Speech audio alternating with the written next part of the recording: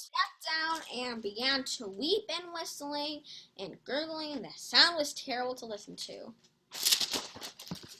Oh, hey! How's it going? I was just reading The Hobbit. Full example of some of the suspense, huh? Let's do a little book talk, and we can compare the one Hobbit book to the 3 Hobbit movies. So, let's go into this. So, let's start off with the only Hobbit book is called The Hobbit, and then the first Hobbit movie is called The Hobbit: An Unexpected Journey. Then the second Hobbit movie is called The Desolation of Smaug, and the third Hobbit movie is called The Battle of the 5 Armies.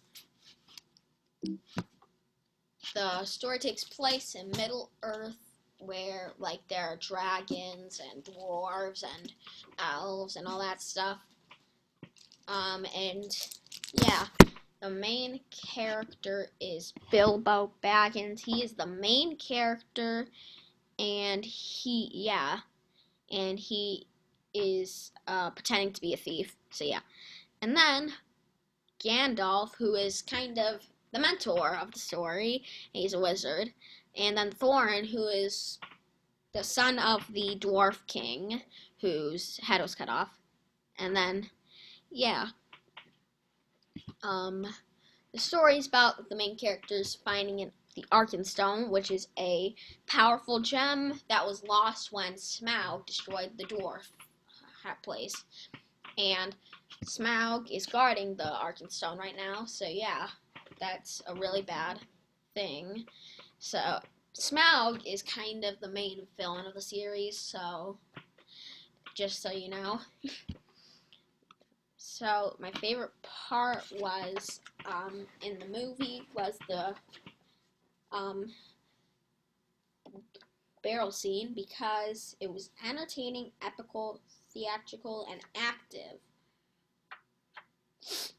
It's basically where there's a fight with dwarves, Bilbo, where they are trying to escape and ran into some very angry orcs. There was intense action in this battle scene. I liked it more in the movie than in the book, but it's my favorite part in the book because it's kind of fun to read, but I liked it in the movie more because it's more interesting to see than to imagine, in my opinion.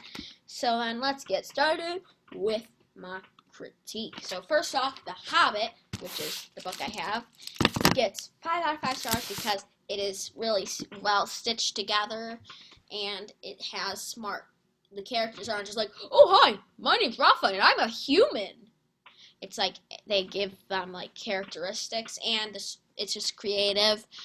The world is creative, and it's hard to put the book down. So yeah. Then unfortunately, The Hobbit: An Unexpected Journey gets 3 out of 5 stars because, well, there's too much filler, and it's just it's only 122 pages cut into a 3-hour movie, and this is the longest 3 hours I've ever seen. It's just so slow. And then, yeah. Then my favorite Hobbit movie of the trilogy is The Desolation of Smaug, which gets 4 out of 5 stars because the action is nailed, and while there's filler, it feels the most right in this movie. It makes sense the most from this movie. So yeah. Then The Hobbit: The Battle of the 5 Armies gets 3.8 out of 5 stars because I think the action is cool, but there was very little source material to make into a 3-hour movie, but they still did it, and it just didn't make sense to take 30 pages and make it a 3-hour movie. So yeah, but I still enjoyed it. So that was my book and movie comparison for The Hobbit. I hope you liked it. So see you later, alligator.